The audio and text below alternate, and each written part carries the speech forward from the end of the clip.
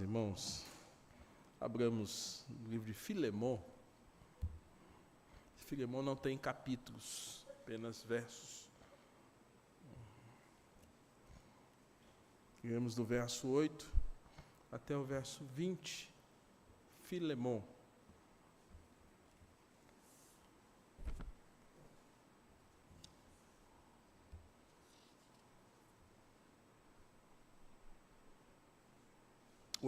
A 20.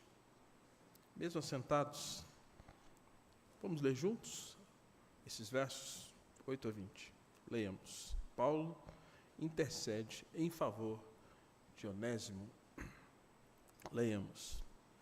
Pois bem, ainda que eu sinta plena liberdade em Cristo para te ordenar o que convém, prefiro, todavia, solicitar em meu nome do amor, sendo que sou Paulo, o velho, e agora até prisioneiro de Cristo Jesus.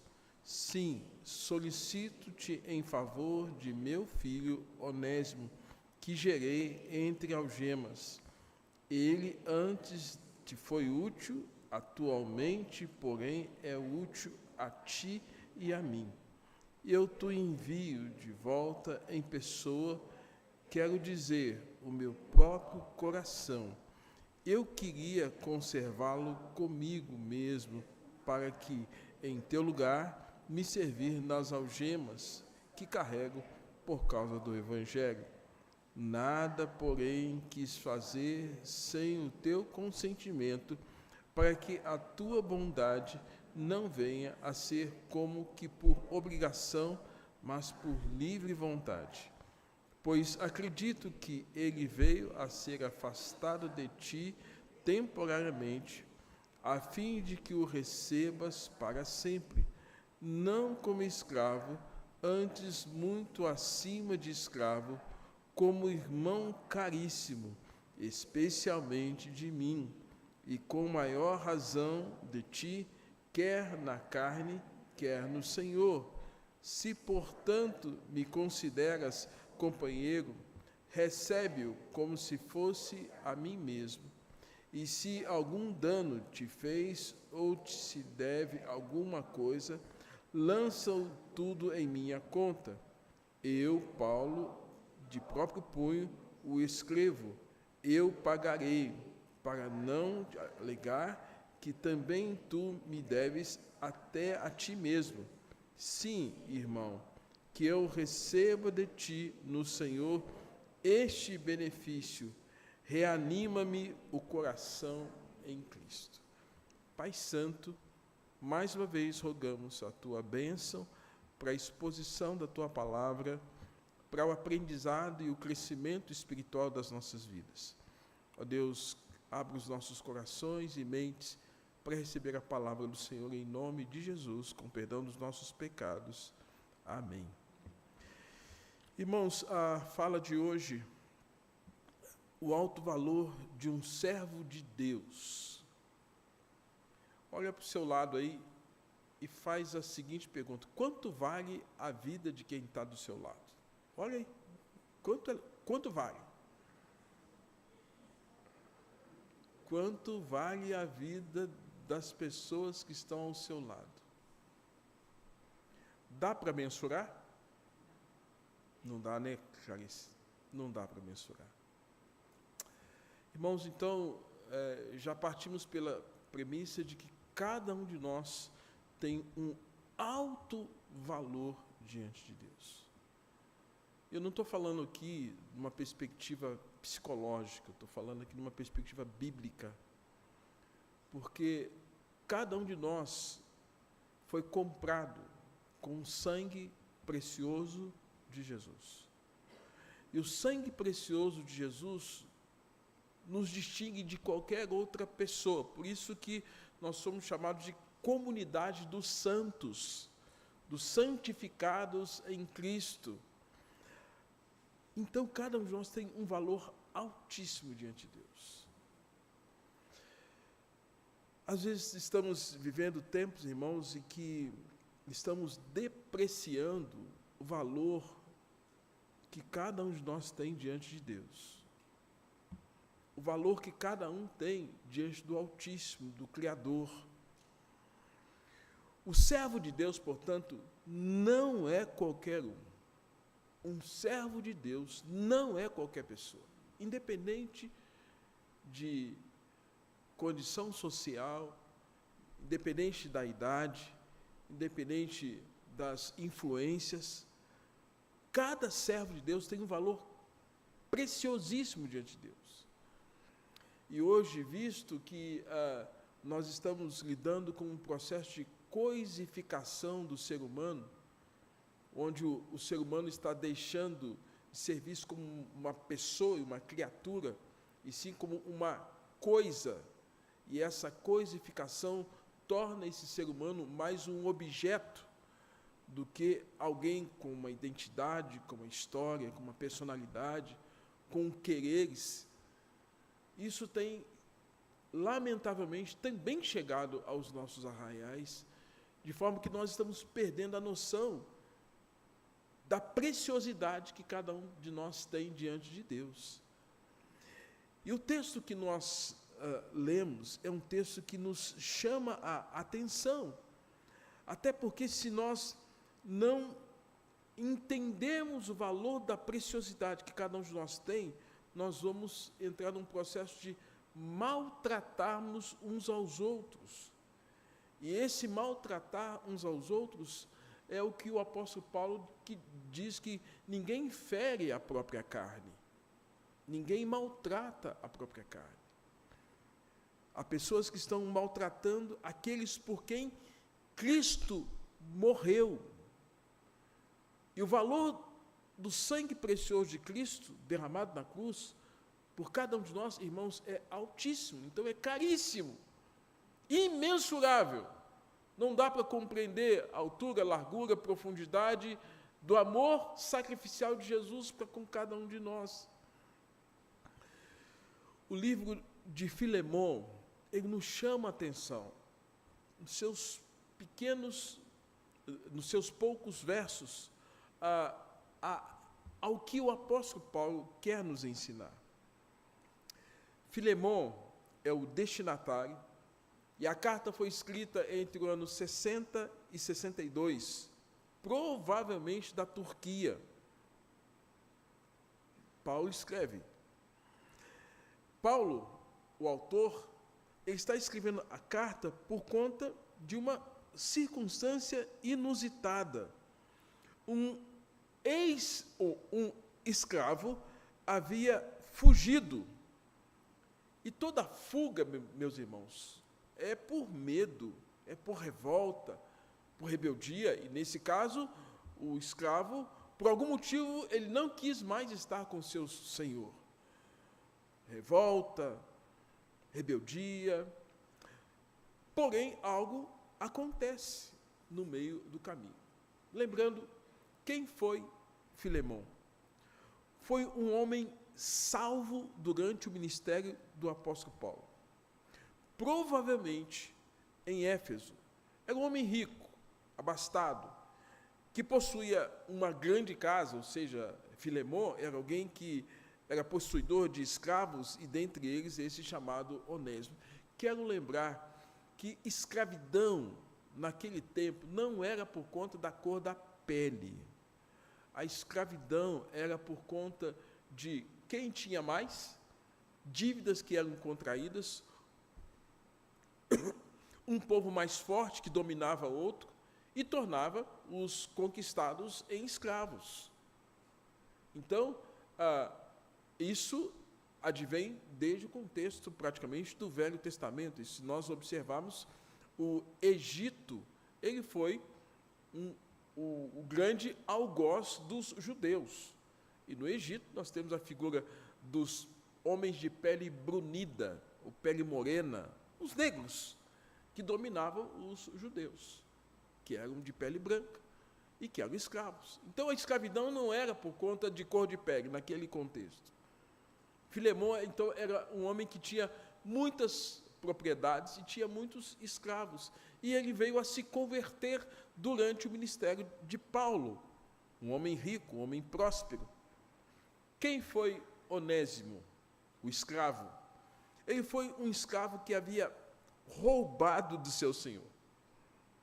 Tomou para si uma quantia em dinheiro de seu senhor e depois fugiu, certamente revoltado pelas condições sociais ou não, ou, como disse, rebeldia, fuga, e ele vai e foge. Onésimo havia fugido para Roma, e Roma, irmãos, era um lugar ideal para se esconder. Quem quiser, a não ser que haja muita coincidência, se esconder de alguém de Botucatu, é ir para São Paulo. Uma metrópole, uma grande capital. Eu não sei hoje qual a população de São Paulo, mas alguém que vai para São Paulo, ele vai fugir do contexto, porque aqui em Botucatu você conhece todo mundo. 15 minutos você está em qualquer ponto da cidade, você conhece as pessoas pelo tempo de convivência, né? E ir para uma capital era se esconder no meio da multidão. E foi isso que Onésimo fez. Ele foi para Roma. E Roma era um lugar ideal para se esconder no meio da multidão. Por algum motivo, a Bíblia não conta, nós não temos detalhes dessa história, os pais da igreja não contam. Por algum motivo, Onésimo conheceu o apóstolo Paulo. E por algum motivo, esse encontro trouxe a oportunidade de Paulo, como sempre, de levar a palavra, mesmo em prisão, mesmo solto, em qualquer circunstância, o apóstolo Paulo ele não perdia a oportunidade de pregar o evangelho. E aí acontece que o apóstolo Paulo prega a palavra de Deus para um escravo fugitivo. Não se pode escolher cara para quem nós devemos pregar. Pessoas moralmente corretas e pessoas não moralmente corretas. Todos pecaram e carecem da glória de Deus. E o que acontece é que nesse contato, o apóstolo Paulo prega a Onésimo, e durante algum tempo Onésimo conviveu com o apóstolo Paulo, o discípulo com o seu mestre. Paulo evangeliza e discipula Onésimo. E tem um contato com Onésimo que leva Onésimo não somente ao arrependimento e à fé por meio da pregação, mas leva a Onésimo a um crescimento espiritual, e que esse vínculo do apóstolo com o seu discípulo se torna tão forte, tão intenso, que ele se torna um escravo fugitivo e extremamente importante na vida do apóstolo no contexto de Roma.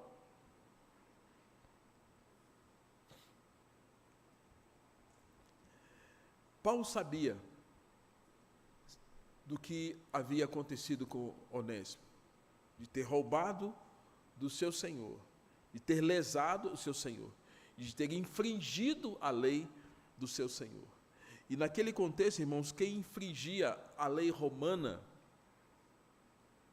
era punido pelo Fórum Romano. Alguns dias atrás eu estive em Roma e vi exatamente onde é o Fórum Romano. A vida de Roma acontecia naquele fórum. Todas as questões aconteciam naquele fórum romano, onde praticamente era julgado as questões dos senhores e dos seus servos. As questões morais e éticas de Roma aconteciam no fórum romano. E quem infringia uma lei do Império Romano, até porque Roma mandava no mundo da época, estava exposto a ser punido novamente. Nós sabemos que, historicamente, aqui no Brasil, havia aqueles que buscavam os escravos fugitivos. E naquele contexto também havia pessoas que ganhavam dinheiro quando conseguiam identificar um escravo fugitivo. Ou seja, Filemon estava agora diante de ter um escravo fugitivo. Onésimo agora era um escravo convertido que havia infringido uma lei, mas o fato dele ter se convertido não isentava ele de ser punido por causa daquilo. Mas algo mudou. O Senhor agora é convertido. O escravo agora é convertido. Então, Paulo sabia que precisava resolver esse problema. E resolver, irmãos, esse problema por conta do receio dos caçadores de escravos com receio de que prendessem Onésimo e trouxesse algum mal para Onésimo. Então, Paulo, ele toma uma decisão. E o livro, praticamente, ele vai trazer algumas lições que acontecem nesse ínterim. E entendo que aqui, irmãos, pode ser para nós o ensino do geral, do particular para o geral, onde aquilo que Paulo vai nos ensinar através de Filemon, de Onésimo, dessa história, que pode ser um aprendizado coletivo para todos nós em relação ao valor que as pessoas têm diante de Deus. E aí eu aprendo algumas questões nesse texto que nós acabamos de ler. Quando nós observamos o verso de número 4 e 5, o apóstolo Paulo, ele está falando e dando graças a Deus, porque ele escreve para Filemon, e o que ele encontra, o que ele lembra de Filemon, que poderia ser uma virada de chave para que aquele problema fosse resolvido de maneira cristã, bíblica e abençoadora. Diz assim: dou graças ao meu Deus, lembrando-me sempre de ti nas minhas orações. Paulo está falando de Onésimo, eu oro por você. Estando ciente do que Onésimo tinha, do seu amor, da sua fé que tens para com o Senhor Jesus e todos os santos. O verso 6 fala: e para que a comunhão da sua fé se torne eficiente no pleno conhecimento de todo bem que há em nós para com Cristo. Primeira coisa que eu aprendo aqui, irmãos, que a base de todo relacionamento cristão, é o que Paulo nos ensina aqui em Filemon. É o amor, é a gratidão, é a fé, é a comunhão. A base das nossas relações é sustentada por esses princípios, por esses 4 pilares fundamentais. Ele fala do amor, e nós sabemos o que o apóstolo Paulo vai ensinar em 1 Coríntios capítulo 13 sobre esse amor. Nós cantamos aqui sobre a excelência do amor. Ele fala da gratidão, o espírito de gratidão que sempre tem que haver entre nós.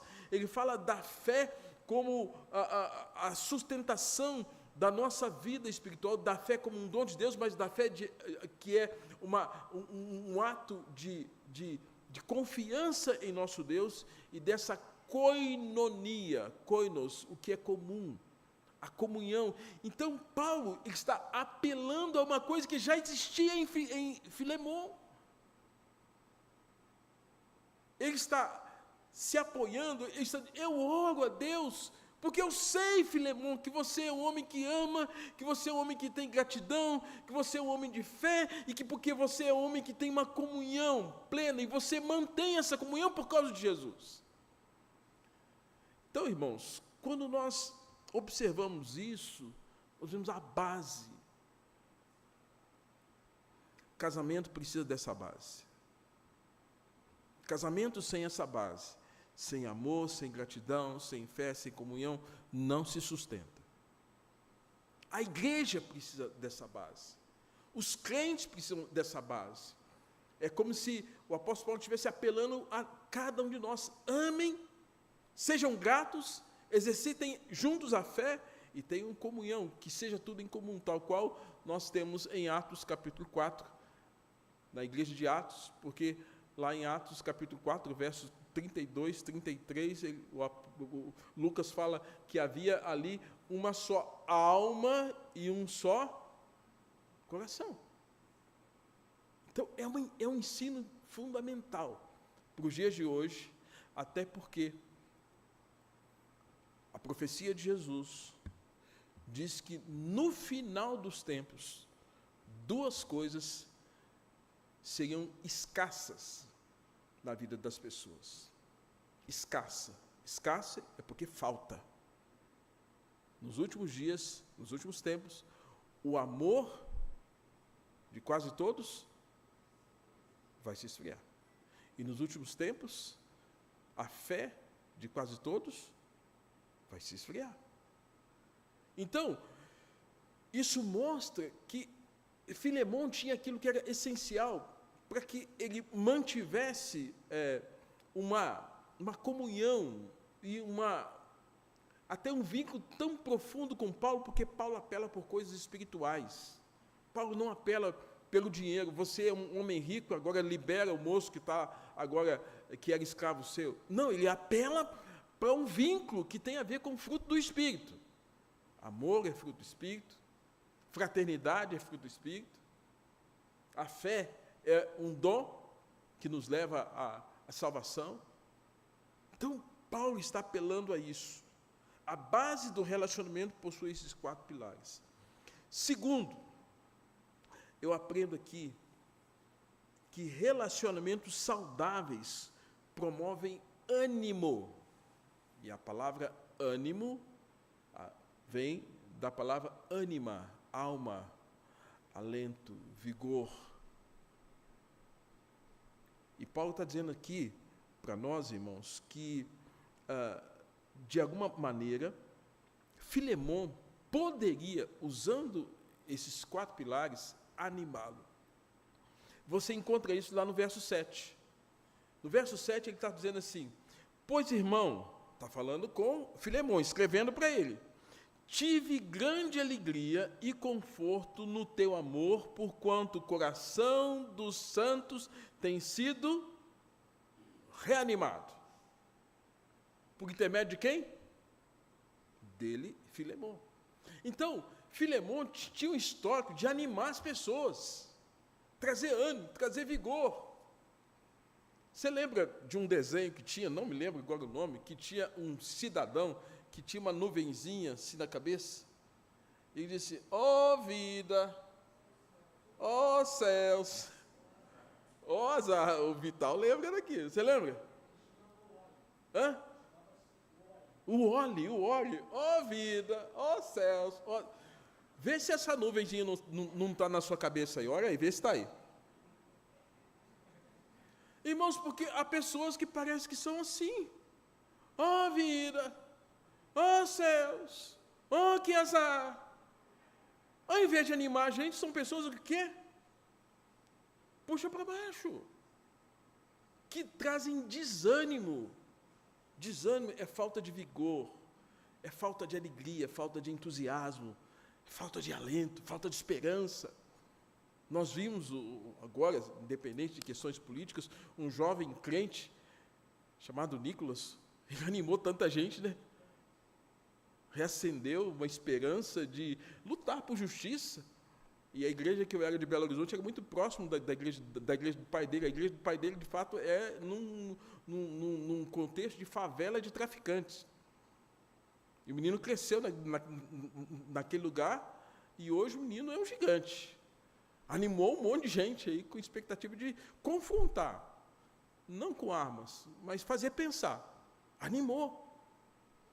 Irmãos, Paulo está falando que Filemão tinha esse histórico de animar pessoas, de encorajar pessoas, de levar pessoas a uma nova compreensão da vida. E talvez, eu diria aqui, né, de depressão espiritual, de depressão do ponto de vista físico, mental, de encorajar pessoas que estivessem pensando até mesmo que a vida não fazia sentido, pessoas que talvez perdessem aquela alegria de viver. Filemão era esse tipo de gente. E Paulo está apelando para isso, e ele reafirma isso lá no verso de número 20. Sim, irmão, que eu recebo de ti no Senhor este benefício, reanima-me o coração em Cristo. Agora Paulo está falando assim: olha, eu preciso que, da mesma forma que você reanimou essas tantas pessoas, que você conviveu com elas, eu preciso, porque Paulo estava preso, eu preciso ser reanimado. E esse reânimo, ele vem de comportamentos seu, que eu preciso que sejam bons comportamentos. Queridos irmãos, o reverendo Ludgero diz que não há como você ser um crente, ou ser um líder, ou ser um pastor, se você não tiver alegria. E essa alegria, ela vem do Senhor. A alegria do Senhor é a nossa força. Encoraja, expectativa. E nesse caso, irmãos, Filemon era essa pessoa que tinha essa alegria, e Paulo agora está falando, eu preciso ser reanimado, porque ele, Paulo, precisava ver uma outra atitude em Filemon, que trouxesse ele alento à sua alma. Pessoas têm sido reanimadas por você? Ou aquela nuvenzinha está na sua cabeça? Tomara que não, né? Mas, irmãos, nós precisamos ter uma outra postura nos dias de hoje, porque as aflições são muitas, muitas.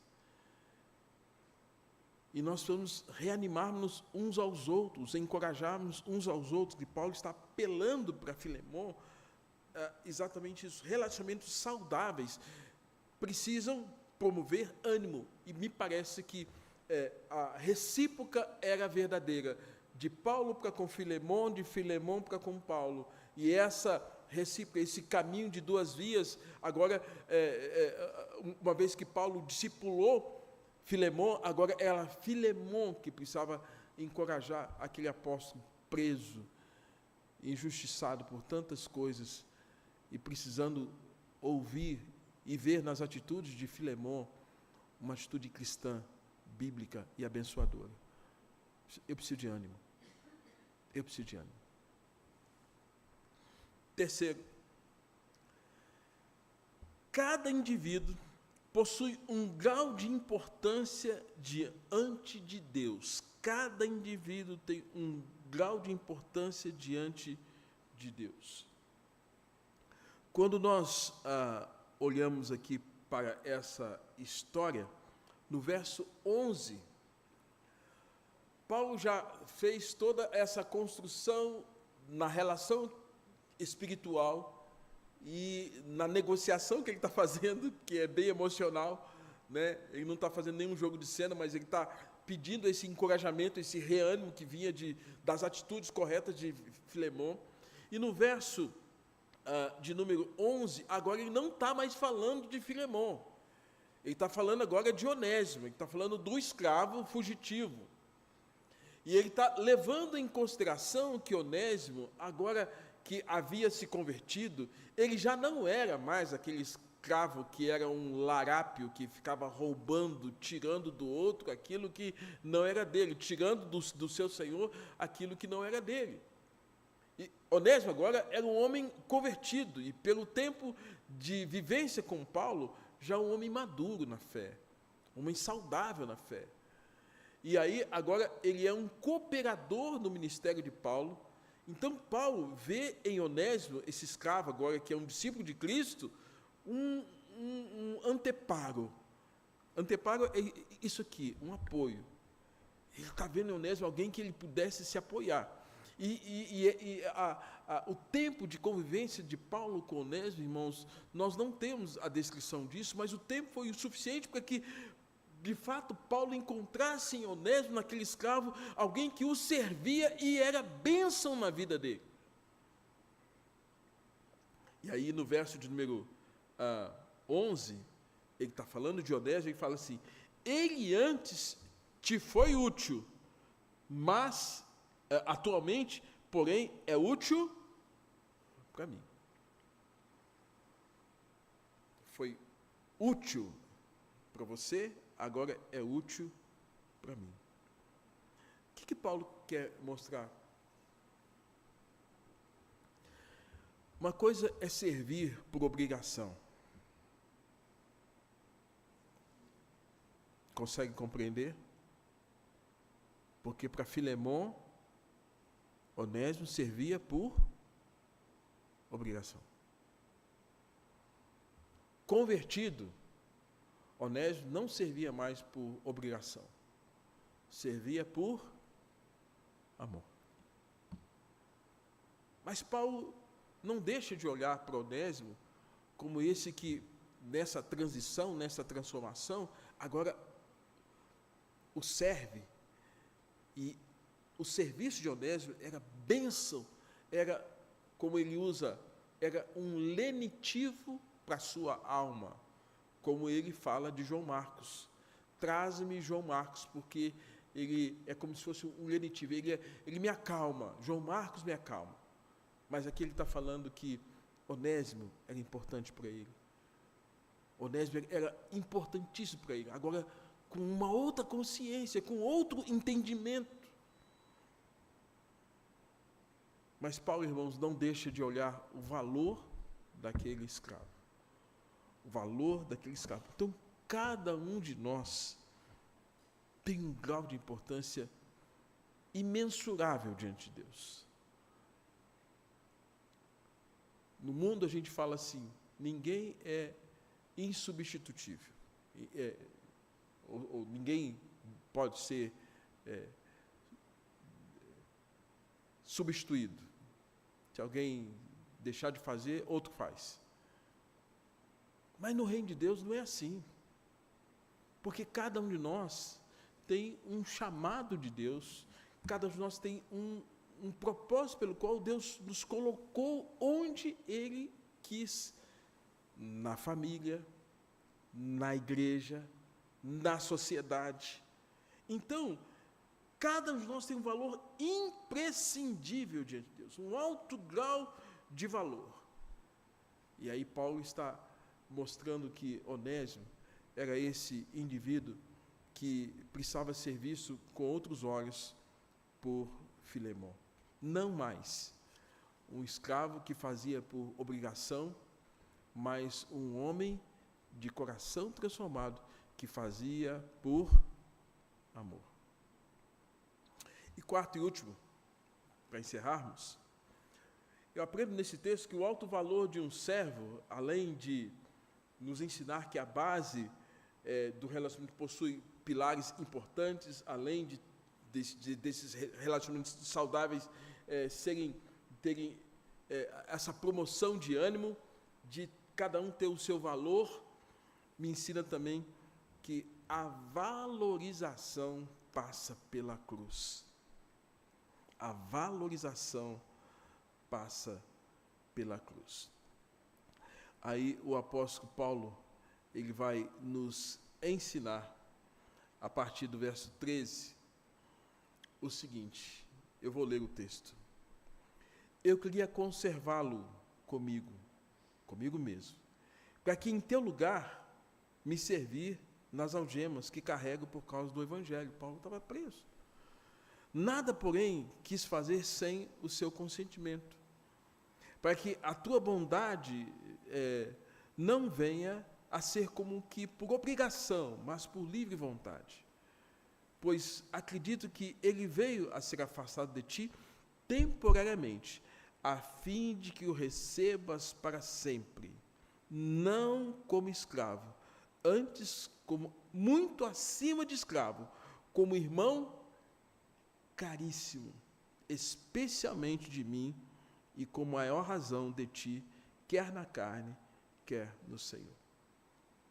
A frase que destaco aqui é a parte final do verso de número 15. A fim de que o recebas para sempre, não como escravo, antes muito acima de escravo, como irmão caríssimo. Não sei se vocês se lembram da Edmeia Guedes Williams. Edmeia, ela esteve, quando eu estava no Paraíso, ela veio umas 2 ou 3 vezes quando eu estava lá. Mas eu já tinha contato com a doutora Edmeia há muitos anos, visto que ela ia muito lá na igreja de Mirassol, que eu fui pastor. Edmeia é uma pregadora, mora no Rio de Janeiro, tem um projeto social lá no Morro da Dona Marta. Ela pega os meninos, põe na instituição dela, para que o tráfico não pegue essas crianças e traga um prejuízo no desenvolvimento em todos os níveis dessas crianças. Ela dá aula de reforço e tem toda uma equipe, uma estrutura para isso, e ela sai fazendo conferências, e à medida que as igrejas ofertam, ela sustenta o trabalho dela lá. Eu me lembro que nós estávamos em Mirassol, E os pastores lá ficavam muito impressionados com a cultura dela, porque quem olha para Edmeia parece uma mulher simples, mas uma mulher que falava 4 idiomas, morou no Iraque, o marido dela era engenheiro da Petrobras, filha de um inglês, mas uma mulher muito culta, muito culta, muito culta. E as pessoas chegavam para ela e queriam dizer para ela: olha, ô doutora Edmeia, ô doutora. E ela disse em alto e bom som: por favor, parem de me chamar de doutora.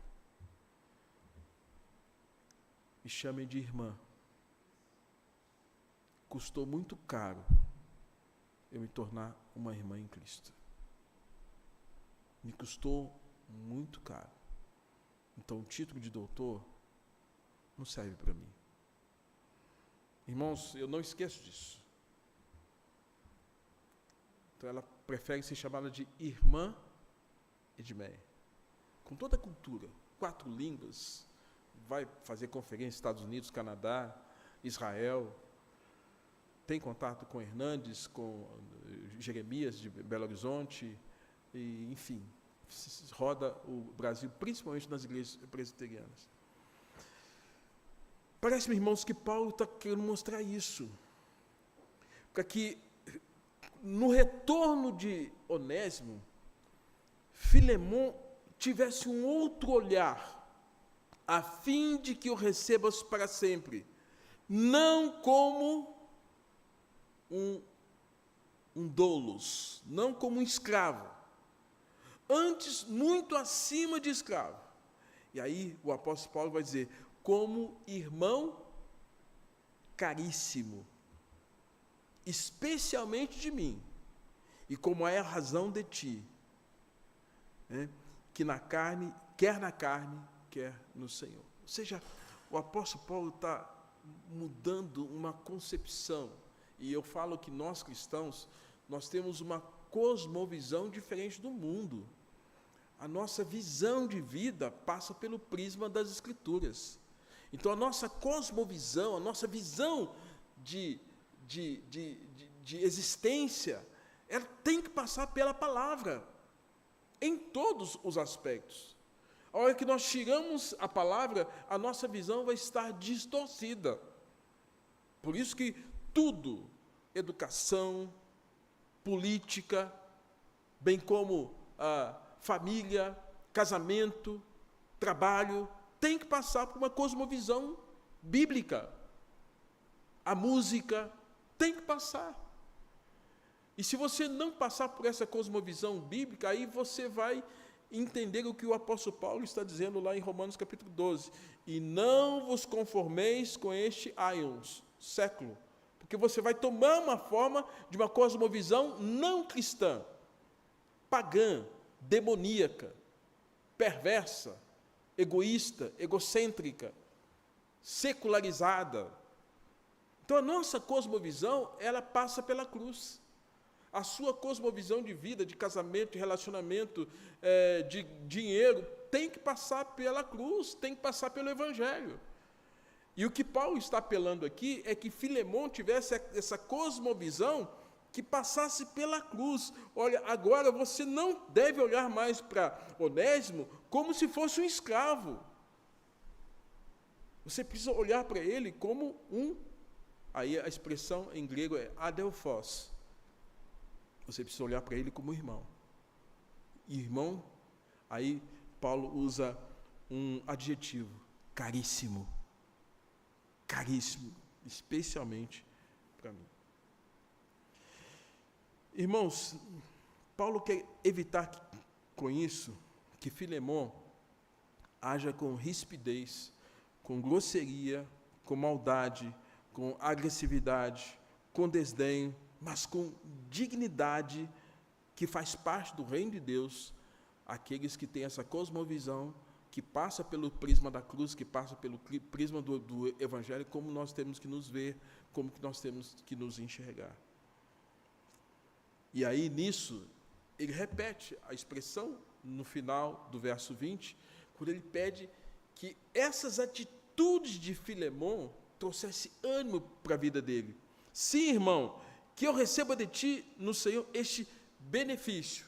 Reanima-me o coração em Cristo. Era por meio de Cristo. Então, a valorização de cada um de nós passa pela cruz. Então, significa que se você não estiver olhando o irmão da perspectiva da cruz, a sua visão está distorcida. A sua visão está errada, me perdoe. Tem que passar pela cruz. Tem que passar. Sai o doulos, escravo, entra o adelphos, amado especialmente de mim. É isso que Paulo quer nos ensinar. E Paulo, por algum tempo, sentiu-se desanimado. Você se lembra do que Jesus disse? Ferirei o pastor e as ovelhas ficarão dispersas. O apóstolo Paulo era o grande pastor, ainda que preso num contexto de Roma. Ele era o grande pastor das igrejas às quais ele iniciou. Colossos, Tessalônica, Éfeso. Ele era o grande pastor, que seu pastor estava preso. Seu pastor estava cerceado de liberdade, mas mesmo assim ele encontrava forças para escrever essas cartas inspiradas pelo Espírito Santo, com a ajuda de Lucas, com a ajuda de Tíquico, de Timóteo. Mas ele precisava de mais encorajamento. Quanto mais gente para encorajá-lo, melhor. E aí ele está falando que era preciso que Filemon tivesse a atitude certa para reanimar o coração do apóstolo. Reanima-me o coração. A atitude de Filemon traria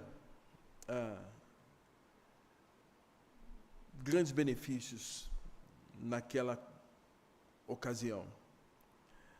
Primeiro, traria consolo para Paulo, traria alegria para Paulo, traria renovação espiritual para Paulo e traria uma evidência de que no reino de Deus as coisas são diferentes.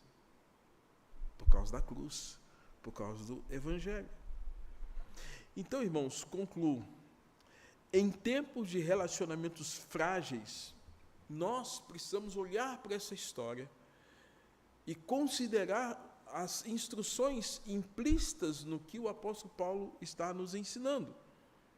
O livro é a mais gritante mensagem de perdão. O livro está gritando: olha, Onésimo, o ladrão, reconheceu que ele errou. Ele precisa de perdão. Filemon, você que agora conhece a palavra, você foi perdoado. E você que era dono de um escravo que fugiu, agora você precisa o quê?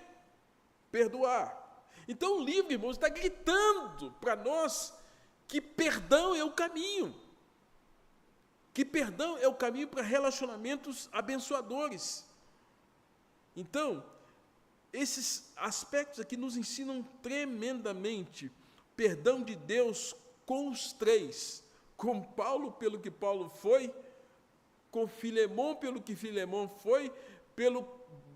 Para com Onésimo, pela vida que Onésimo também teve. Então, os três receberam a graça de Cristo e transformou esses três, que antes eram contraventores da lei espiritual, da lei de Deus, em irmãos em Cristo.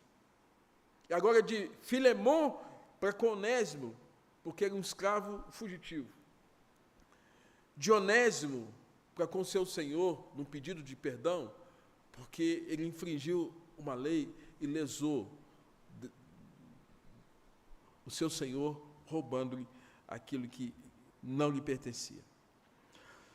Então o livro nos convida à reparação, nos convida ao amor, nos convida ao perdão. Que o Senhor tenha compaixão de nós, misericórdia de nós, e que nós possamos, ao ler as páginas desses poucos versos do livro, aprender a lidar com os nossos relacionamentos e, sobretudo, a entender que cada um de nós é irmão caríssimo, é uma joia preciosa diante de Deus. Então, ao sair do culto, não saia com aquela nuvenzinha na cabeça, tá bom? Saia com o quê? Com alegria e com a disposição de animar pessoas, encorajar pessoas, abençoar pessoas. Esse propósito pelo qual nós estamos aqui. Já temos aflições demais para sermos o contrário na vida de outras pessoas. Temos angústias demais. Então, o desafio da igreja, dos crentes, é serem encorajadores. Que o Senhor nos abençoe. Amém? Vamos estar de pé e vamos orar. Pedir que o Senhor tenha misericórdia de nós e após cantarmos o Tríplice Amém, encerrando o nosso culto. Pai Santo, obrigado, Senhor, por esse momento que o Senhor tem nos dado de compartilhar a Tua palavra. Que cada um de nós se veja renovado pelo Senhor e alertado pelo Senhor. Cada um de nós se veja encorajado pelo Senhor para ser como Paulo, que via em toda a história trágica, a oportunidade de levar a palavra, de compartilhar e ver algo transformador na vida das pessoas, como aconteceu na vida de Filemão e de Onésimo. Senhor, em nome de Jesus, traz sobre nós essa renovação de amor, de graça e de perdão. Ó Deus, e que cada um de nós seja esses que são levantados para animar, para encorajar e para abençoar a vida uns dos outros. Em nome de Jesus.